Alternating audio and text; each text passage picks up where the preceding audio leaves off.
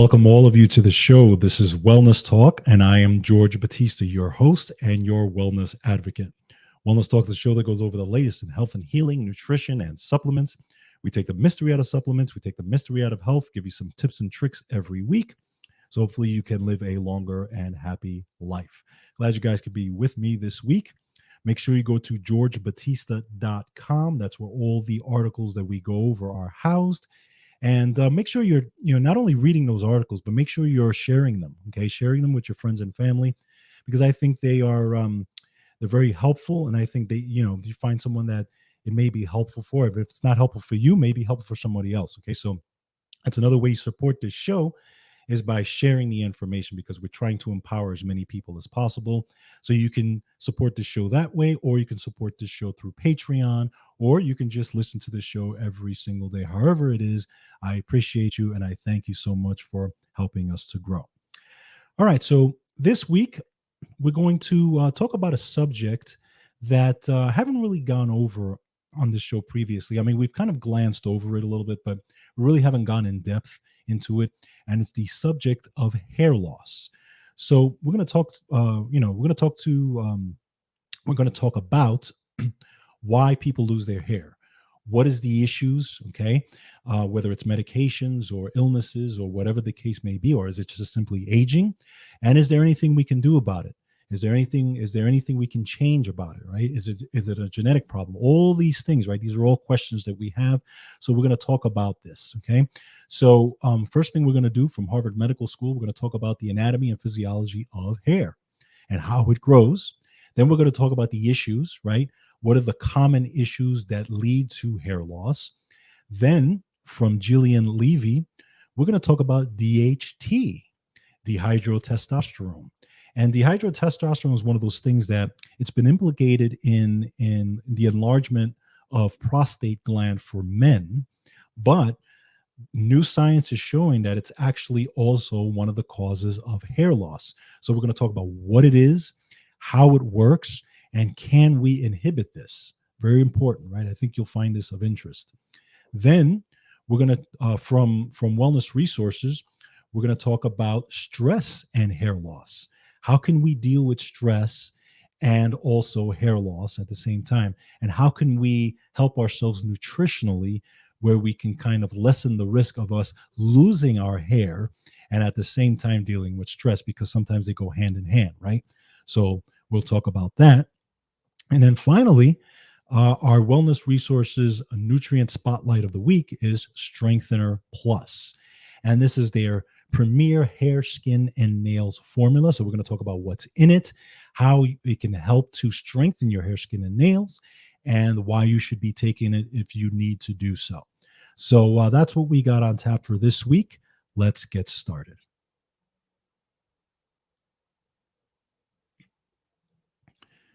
All right, so from Harvard Medical School, the anatomy and the physiology of hair.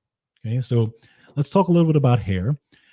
Each hair develops from a follicle. Okay, we've heard of follicles, right? It's a narrow pocket in the skin that goes through 3 growth phases. So we're going to talk about those phases.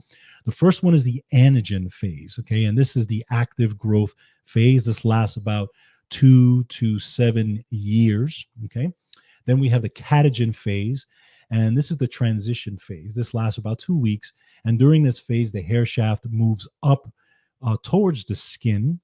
And this is where it begins to separate from the hair follicle. Then we have the telogen phase. Okay, this is the resting phase. And this lasts around 3 months. And it culminates in the shedding of the hair shaft. So that's basic anatomy of hair and how it grows. Now, what are the major causes of hair loss? So typically it falls into these type of causes. Now, it could be either a medical condition, medications, or physical, chemical, and emotional stress, right? That's the stresses that we're all under, right? So let's talk about each of those. So first of all, let's talk about the chemical, physical, and emotional stress. So according to Harvard Medical School, medically, hair loss falls into several categories, including telogen effluvium. That's the main category. And this common form of hair loss happens 2 to 3 months after a major body stress. So for example, if you go through something very, very stressful, like a prolonged illness, if you're dealing with a really bad chronic illness for a long period of time, right? Or a major surgery, okay, or a serious infection. And it can also happen, obviously, to women, because with women, there's two major stresses on their body during their lifetime. One is obviously childbirth, and the other is menopause. And each of those stressful events can change hormone levels, all right, or put them out of balance. So those two issues for women can be major stressors to the hair, and therefore can result in hair loss.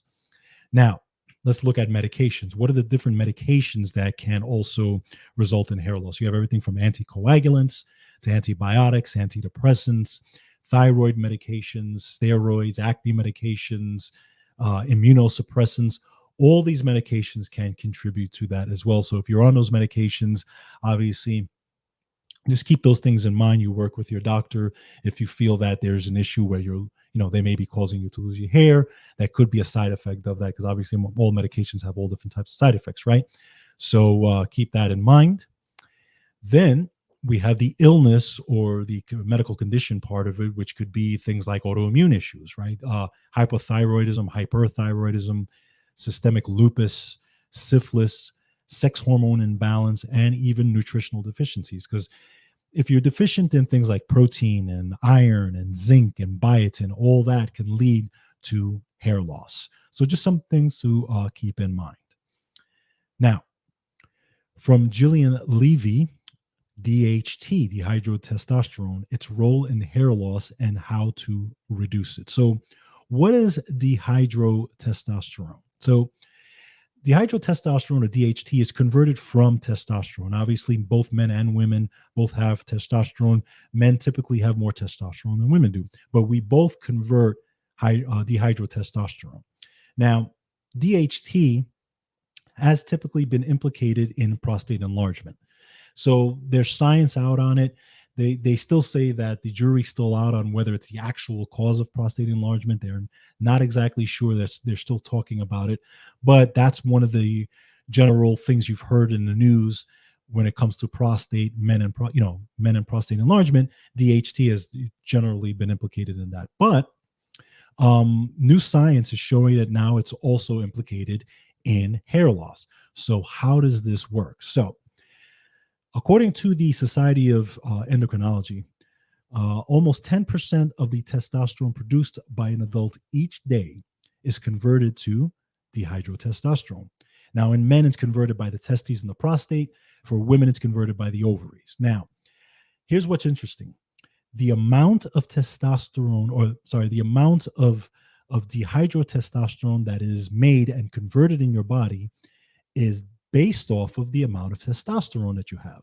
So obviously, the more testosterone you have, the more DHT you will convert. And this is why men generally tend to have more DHT in their body than women in general.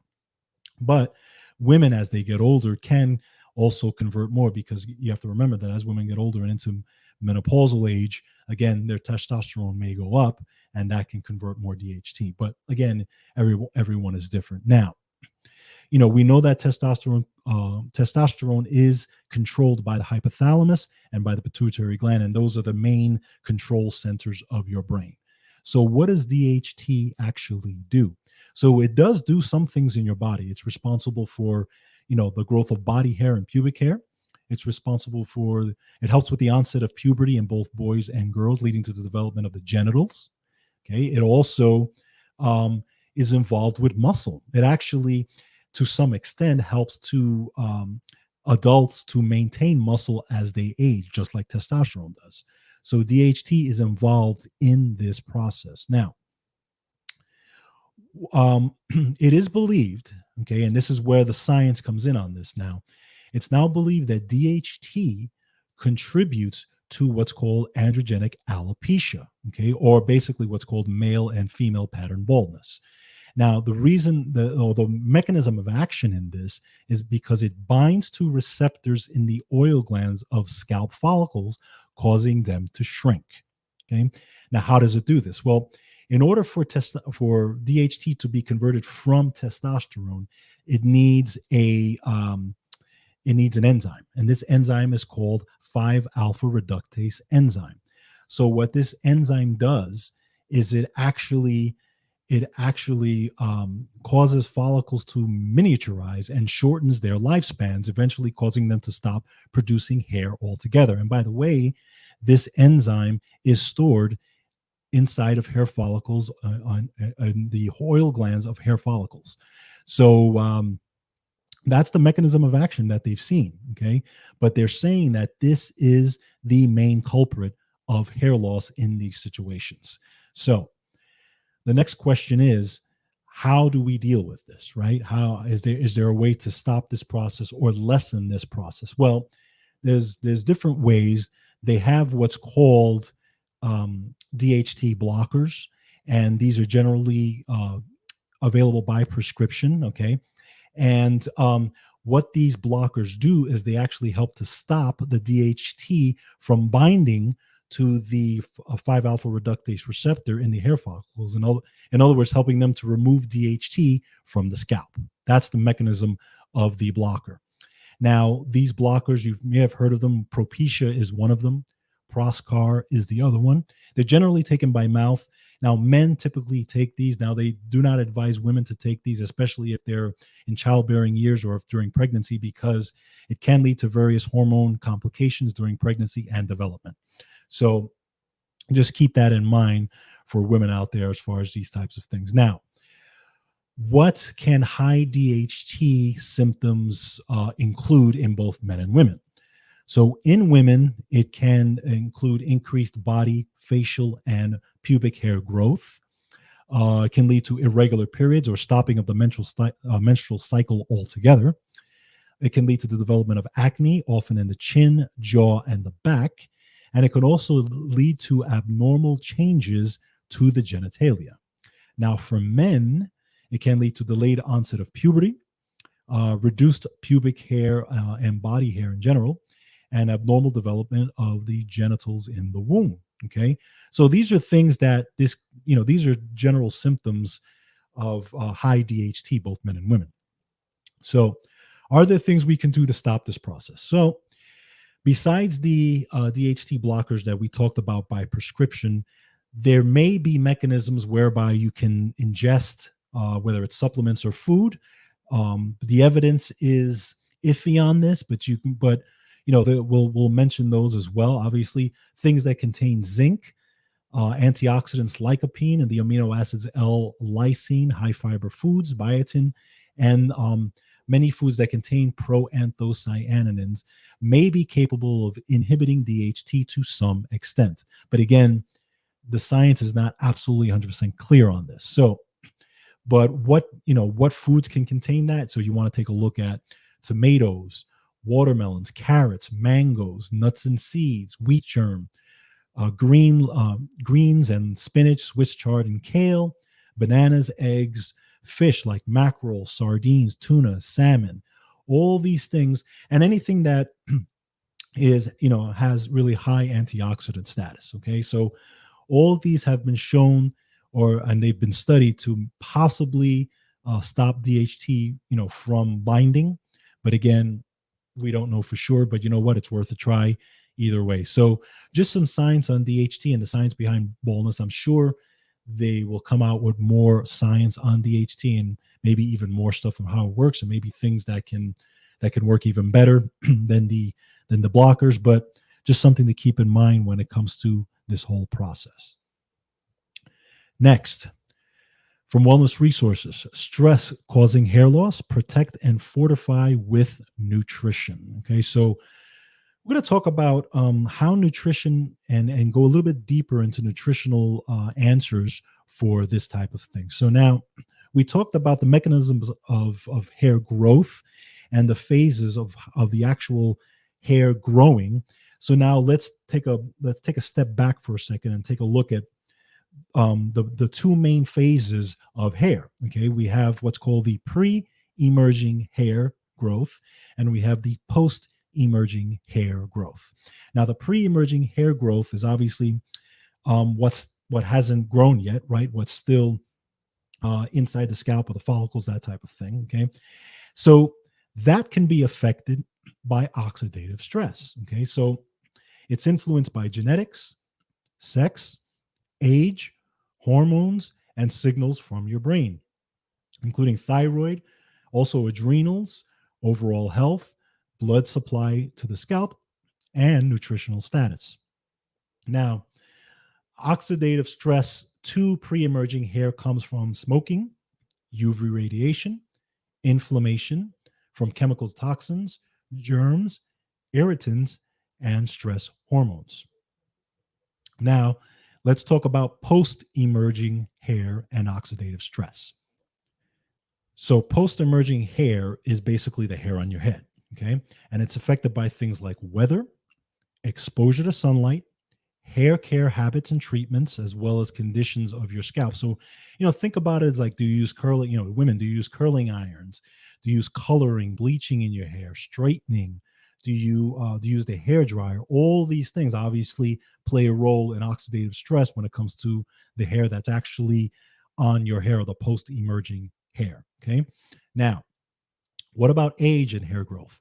So, hair production also goes through cycle or cyclical patterns of rest and growth. So, with age, hair follicles spend more time in the resting phase than the growing phase. So, higher oxidative stress levels cause the hair shaft to become shorter and finer, and the hair follicles again shrink. And again, DHT probably has a lot to do with that as well, which makes it fall out sooner. Okay, so again, and also, by the way, premature graying of the hair is also related to increased levels of oxidative stress and mitochondrial load.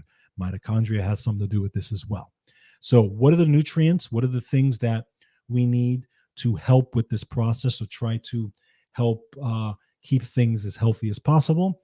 Obviously, we want to look at the things that anything that deals with oxidative stress can also deal with the hair, right? So, we're going to look at vitamin D.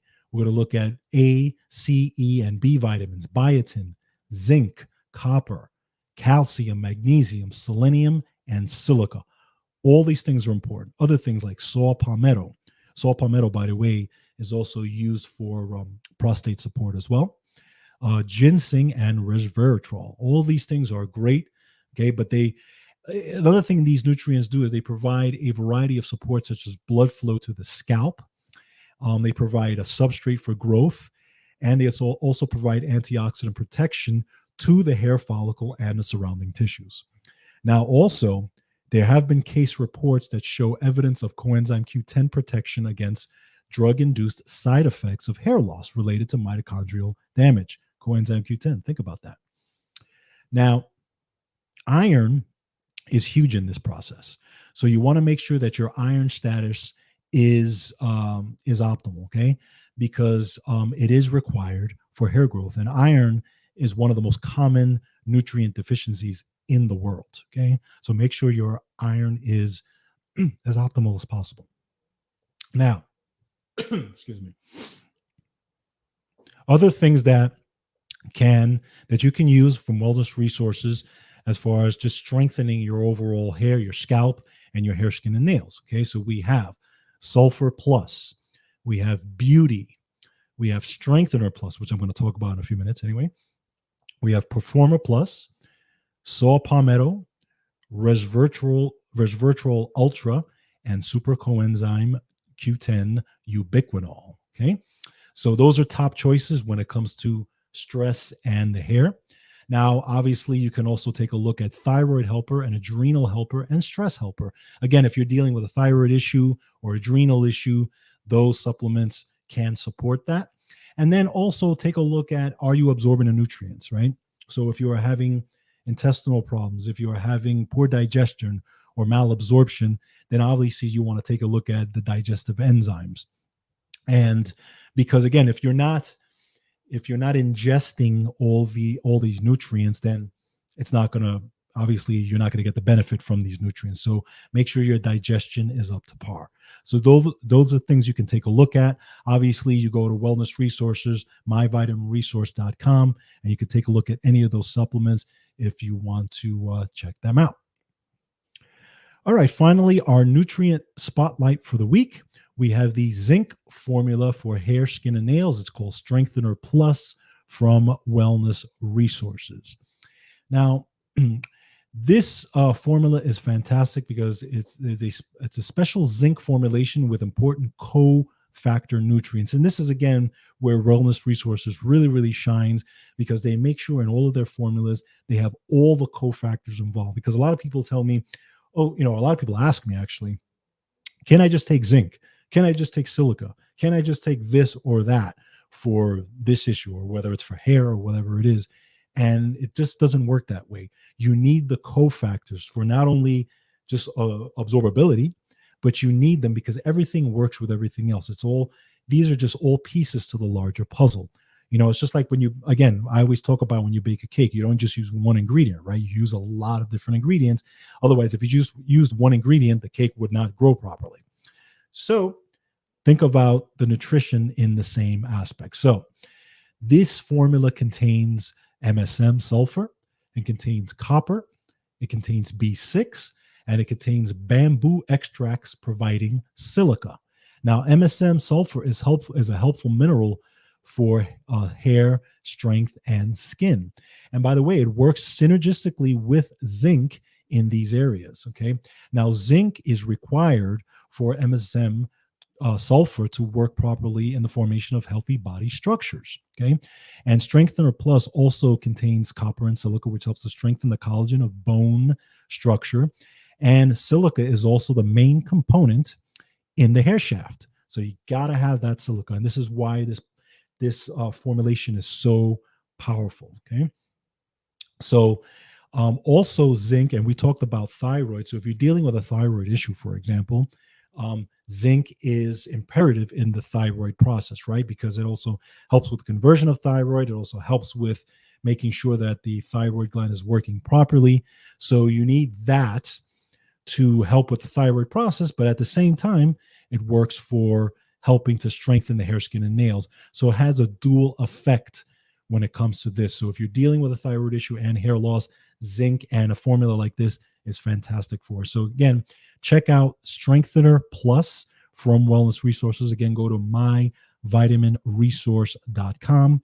I think you will see, and again, read through it yourself because everything is transparent.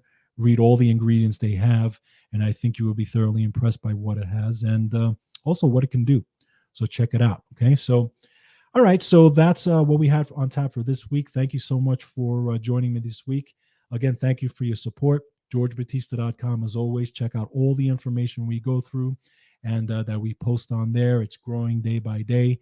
I appreciate you guys. Make sure you take care of yourselves and each other. And as always, take control of your health. Bye-bye now.